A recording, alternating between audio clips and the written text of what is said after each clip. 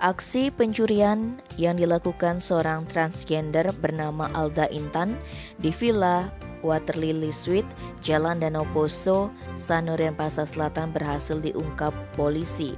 Modus perempuan yang dulunya seorang laki-laki ini ternyata berkencan dengan korbannya. Kapolsek Denpasar Selatan Kompol IGD Sudiatmaja Selasa 15 Maret menerangkan, peristiwa yang terjadi Kamis 10 Februari dilaporkan warga asal Amerika berinisial RLBJR. Sebelum kejadian, korban sempat berkencan dengan pelaku. Berselang beberapa jam, korban keluar villa untuk mencari makan. Diduga saat itulah pelaku kembali ke lokasi dan membobol villa tersebut. Ketika kembali, korban kaget karena barang-barangnya berantakan.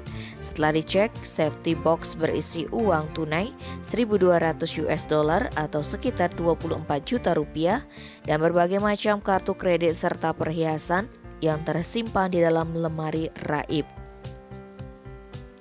Hasil penyelidikan tim Opsnal Reskrim Polsek Denpasar Selatan, pelaku terekam CCTV saat berbelanja menggunakan kartu kredit di wilayah Kuta. Akhirnya Alda diringkus di Hotel Suvaries Inn, Jalan Pupis 2 Kuta, Badung, Minggu 13 Maret. Dari hasil pemeriksaan, transgender asal Tamalate, Makassar, Sulawesi Selatan itu mengaku telah berulang kali beraksi dengan modus yang sama. Yang bersangkutan menyasar tempat-tempat wisata seperti Kuta, Ubud, dan hanya satu kali beroperasi di Sanur. Akibat perbuatannya, Alda terancam pidana penjara 9 tahun. Tim Bali Express melaporkan.